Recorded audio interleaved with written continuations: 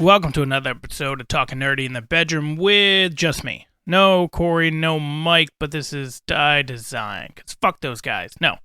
I watched the show, they haven't watched it yet, and I wanted to talk about it while it's fresh in my mind, and I know that this will probably air sometime when I'm out of town or they're not available, but whatever. I figure I might as well do it now, especially seeing as I just recorded the Heels episode, and it was very quick because they canceled Heels. You should have already listened to that. If not, feel free to go back, because again, I don't know when this is going to air. But this episode that I'll be doing solo is actually about a Showtime show called Yellowjackets. This is a show that just finished its second season this summer.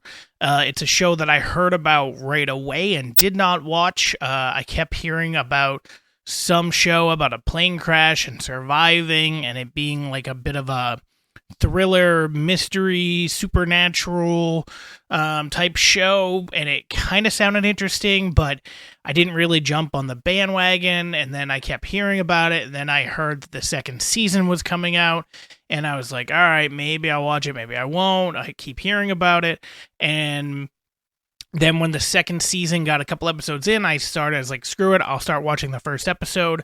I started watching, I got halfway through, and then something happened. I don't know if I had to go somewhere, if somebody showed up, don't remember. So I kind of forgot about the show for a few more weeks afterwards, and I was like, shit, I need to go back to that.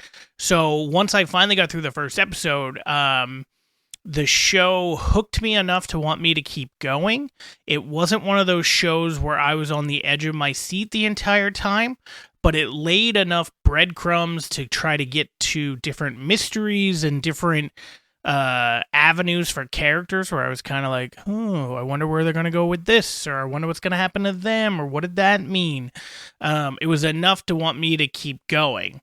It wasn't a show where if I couldn't watch it right away that I would have been upset, and there was tons of other times I watched other things or just didn't feel like watching it.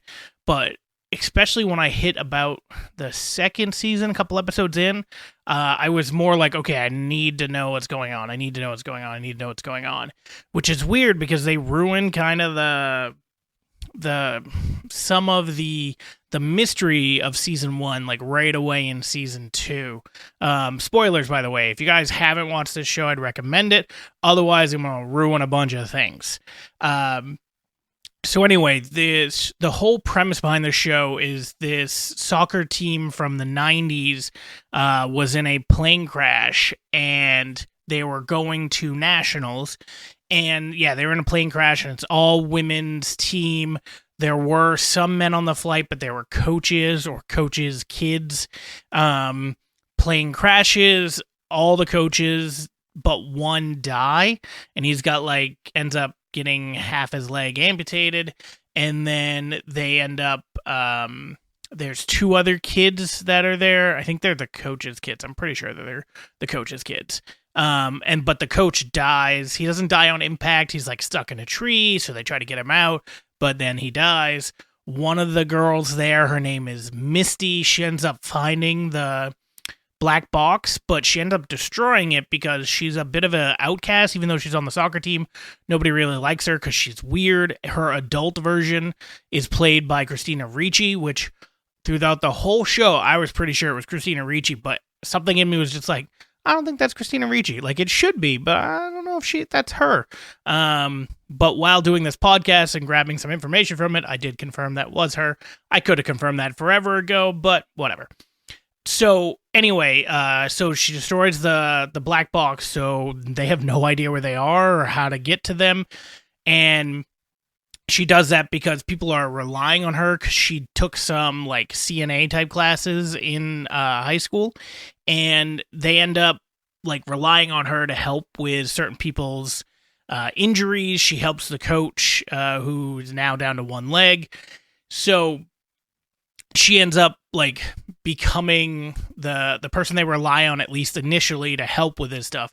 And she likes that feeling. So yeah, she kind of screws them all over. And then they go through staying at the crash site for a while, but then quite a few weeks go by and no one's come. So they need to go find fresh water. They need to go find potential shelter. So they end up going around, finding some water. From the water, they end up finding a cabin where they stay in, and they survive for months within that cabin. And you don't get like every single day from the first season or even the second. You kind of get like weeks at a time. And it's interesting to see the dynamics between these different girls, of how like the friendships play out from when they were at school to now when they're here in this stressful, weird situation. During the summertime, things aren't great, but things are definitely better. Like it's easier to find food with a couple of them hunting. It's easier, obviously, to be able to go wash yourself because of the lake. But then it gets to wintertime, especially in the second season, and you see like them kind of like dive more into madness and hunger, and very similar to the Donner Party? Is that what it was called? Or the Dahmer. There's that, but I can't remember the name of the plane that crashed. But there's a good thing I have a pause button because I'm gonna look it up real quick. And just like that, I am back recording. So the Norwegian? I don't know. It's not Norwegian, but it's Uruguayan Air Force Flight 571 is the one that crashed, and then the only way that they survived was cannibalism. And this TV show ends up doing that as well. So they don't eat each other until one of their classmates ends up dying, being frozen alive by sleeping outside, and then all of a sudden it like snows and snows a lot, so she freezes to death, and they're trying to burn her corpse rather than burying it. And this is some of the supernatural stuff of the show, where kind of like the forest comes alive and it knocks a bunch of snow off trees that lands on top of the body, and there's fire underneath it. So it's like putting like a pig, like burying a pig in the ground when there's coals underneath it and it will cook it. It kind of did that to the body, and because they're so hungry and because they're kind of going a bit mental, they end up eating her, eating their classmate, and it is a kind of funny, kind of horrific scene to watch. And then in their minds, because they're going crazy too, like to them, it's like a bit of a feast as well. Like if they were sitting down in a normal setting and having like a giant Thanksgiving dinner. Only the coach that lost half his leg doesn't eat it. Doesn't eat anything, and is like very freaked out by all of them eating it once he finds out, or eating the classmate, and then thinks that he's going to be next. But there's this character called Lottie in the show, and she has some premonitions when she was a kid, and then even now, and then she kind of speaks to the forest, or listens for the forest to speak to her, and does a few weird things that are like somewhat supernatural or sketchy. They dive more into it in the second season than the first, and it's one of the reasons I kind of like the first a little bit more, because it didn't seem much supernatural. It seemed more about them, and sure, there was a couple weird things that happened, but nothing that couldn't be fully explained until the second season. Then a lot of shit started happening that you can't explain without the supernatural.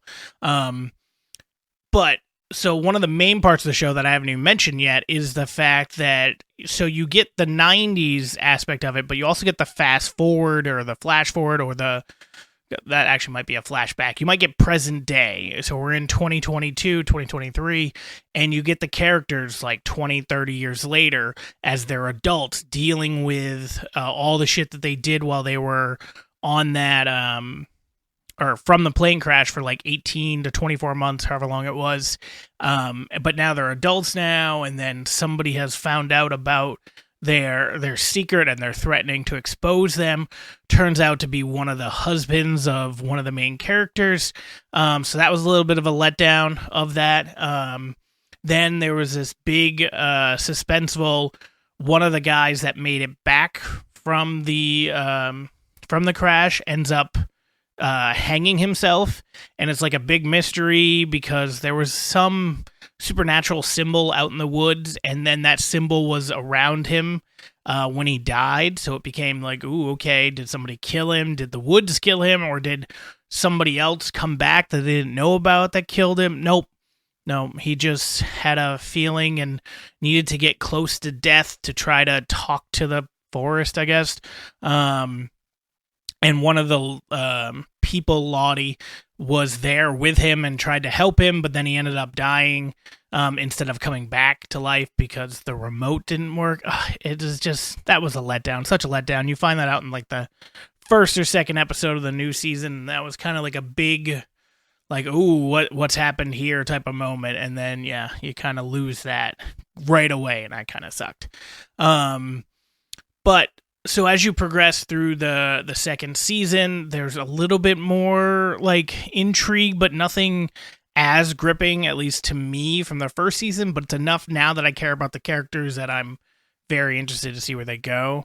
There's another character in the show who like kind of sleepwalks, but her sleepwalking identity is very aware of like the forest.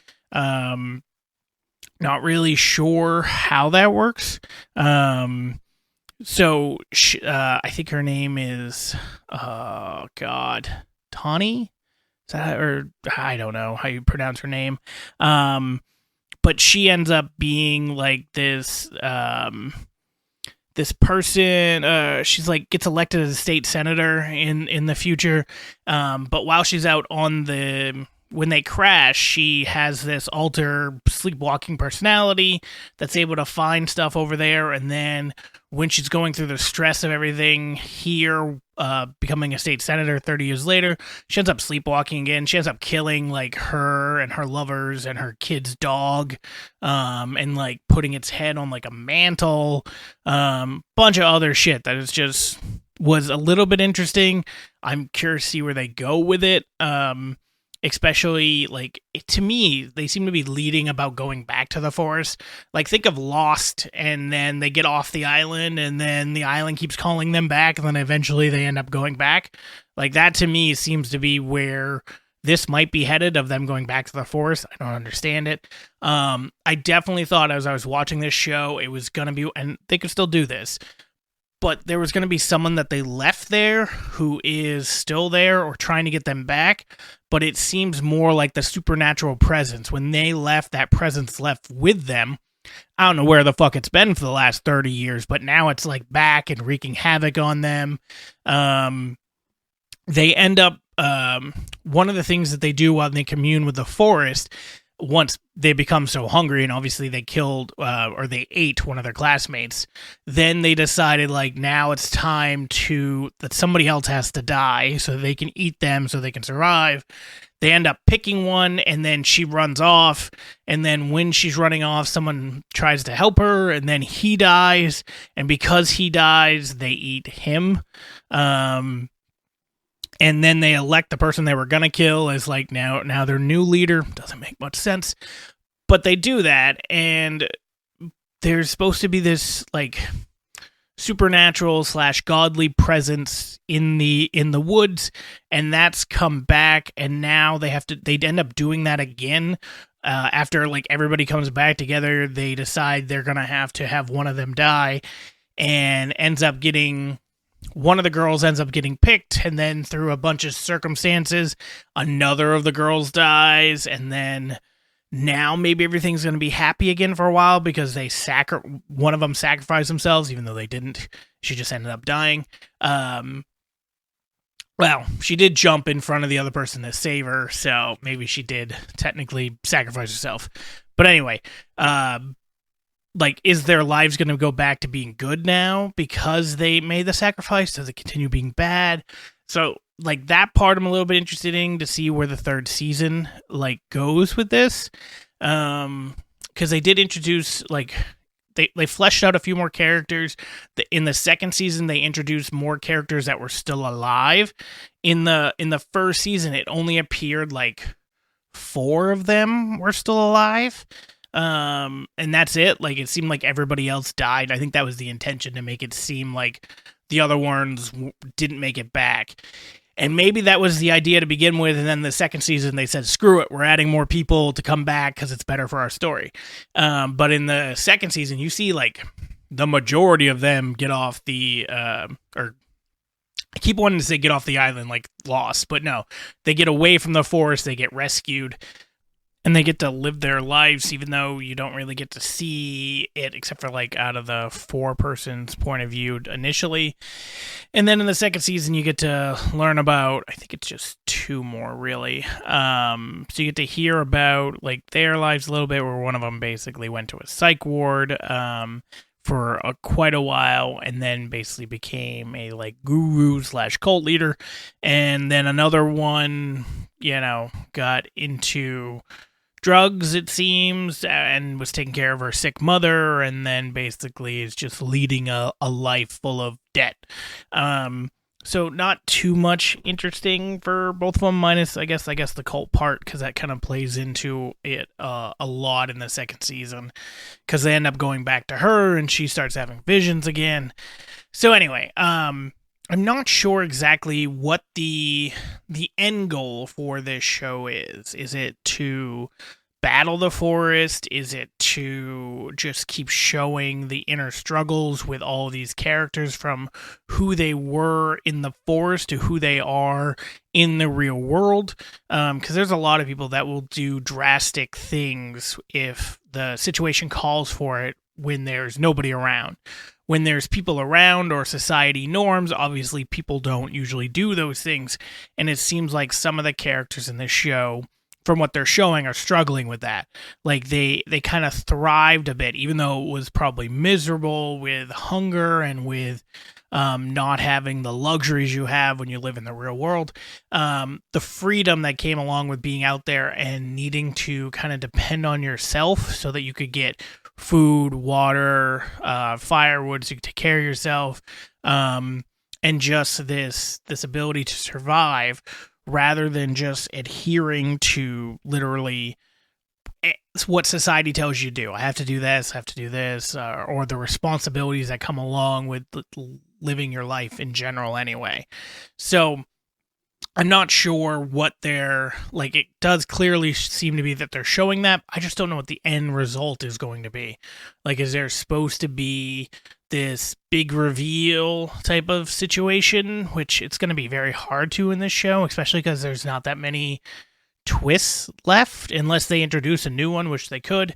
I feel like the kind of the best shows, I already talked about Lost, but I'm going to go back to Lost. And Lost is obviously a whole different show about purgatory, but not purgatory, where they just kept introducing new mysteries almost in every episode and definitely in every season, and it kind of kept you coming back for more. And that's why when it started going off the rails, people were still watching it, because they were just hooked in everything that was going on and very invested in the characters. And this show had some of those elements, and it's definitely more interesting kind of seeing what was going on in the forest at the time, more than seeing what's going on in the real world, because you're kind of seeing everything play out, and how some of these kids are turning into, like, Lord of the Flies kids, rather than, like, keeping their wits about them. The only adult that's out there seems to have his wits more about him than any of the kids. Except that he's one-legged, so he can't really keep as much control over them as he would like. He's also secretly gay, which you find out in the second season. I think it's the second season, maybe it's the first. And then he tries to kill himself because he just can't handle being out there anymore, and obviously dealing with everybody that's, being a cannibal. And then they have this side secret religion type of cult mentality, some of them do. So, yeah, there's all those different, I don't want to call it a trope, but all those things that they're kind of exploring within this that makes it more interesting for what happened out there, which I think, if I'm trying to get somebody excited about this show, I'm more telling them about the plane crash and then the kids struggling to survive, and then eventually going into cannibalism. I'm probably staying away from the supernatural elements, and I'm staying away from talking about the present day stuff. I would mention that obviously you get to see both sides, the past, and then you get to see kind of what happened in the future with them. But until they really commit to the more supernatural aspect of the show, like, to me, it's more interesting everything else that happened. And I understand that sounds probably weird because when you watch the show, it definitely has those supernatural elements that have been through the whole show, dived heavily into towards the end of season 1 and then a lot of season 2. But yeah, for me, it was the other stuff that was more interesting. It was less about the supernatural stuff, just because I don't think the show really needed it. You could have just done this show with these girls being put in this forest away from everybody and dealing with that. And I have no problem with the blackmail storyline from the season, but it's not. You didn't need it to be a supernatural type of blackmail. It could have just been the cannibalism aspect. It could have just been that some of them killed the other ones while they were out there, Lord of the Flies style. Like, that would have been enough for people to be embarrassed about what happened out there, because most people don't just openly admit to shit like that, even though it might have been kill or be killed. It might have also been, hey, we need to survive, so we eat this person. So the supernatural aspect of it, when you're only going to kind of like touch on it here or there, or use it as, sometimes it seems to be used as a safety blanket. Like, if they can't explain something or they want to push the plot along, that's what they rely on. I just don't think it needs it. It really doesn't. Like, it hasn't added that much to the show, except for initially where they had a couple mysteries, but those weren't neither one were supernatural related. So, yeah, those were my thoughts on the initial show so far. Now, what I'll say for season 3, for what I'm hoping for, because season 2 ends, like I said, with one of the main characters dying, but you've just introduced 2 other main characters. One of them, though, is dying of cancer, and she's going to be dead soon anyway, so I was surprised she didn't die in the end of season 2. But back at the forest, during the timeline that's moving forward there, the place that the shelter they found that they were staying in for months and like halfway through the winter, ends up burning down. And there's no explanation, at least right now, of why it burned down, but it definitely burnt down, and then it becomes, okay, how are these girls going to survive? So that part I'm a little bit interested in, of how they're now going to make it, because it's still winter. So not only do they need food, but now they need shelter, because that's gone. This show does have a little bit of a tendency for things to go up in flames. There was a girl... This cabin that they found was owned by a guy who owned a plane. He eventually shot himself. They don't explain why he shot himself, but he eventually did shoot himself. And he had a plane, so one of the girls used to fly a plane with her grandfather. She never actually flew it. Read up on the manual, and she's like, the only way we're going to get out of here is if I, fly away. So she takes it up, she gets the plane off the ground, starts going, and then her stuffed animal randomly sets ablaze. Again, part of that's a supernatural thing. And then there's more fire, and then the plane blows up. Now, I would assume that they're saying that was the supernatural thing keeping her from leaving. Less, like, I'm sure they could probably explain it that there was some type of mechanical failure, and the first place that it, like, she saw the flames was it on the seat next to her, but that's a weak excuse. But anyway, so if we take the cabin out of it for season 3, where do you stay? Like, where do you go? These aren't people that... I mean, they could probably make a makeshift shelter at this point, but it's not going to be like the place they were staying in. So does that dive them deeper into madness? Does that dive them deeper into this religion/cult thing with the forest? I don't know. It definitely seems to be leading that way, because there is a scene in the first episode, I think it's the very first scene you see, is one of the characters running away from the other characters. It doesn't show you who it is, but they eventually, they fall into a pit and land into a bunch of sticks and spikes, I believe. And it definitely seems like that's a trap, and then they're going to eat that person. And then they kind of have a bit of a ritual with one of the girls heading it up, although it doesn't exactly show you who it is. You now have an idea in season 2 as one of the girls is now they think their leader or the forest has chosen her, so it could be her, but again, they didn't show it.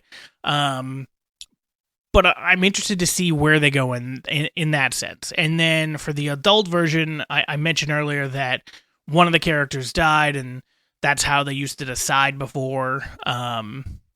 The forest had to decide someone to die, and then once they died, things would get better. So is that what happens? Or do we have another time jump? Does it continue going from where it is? I don't know.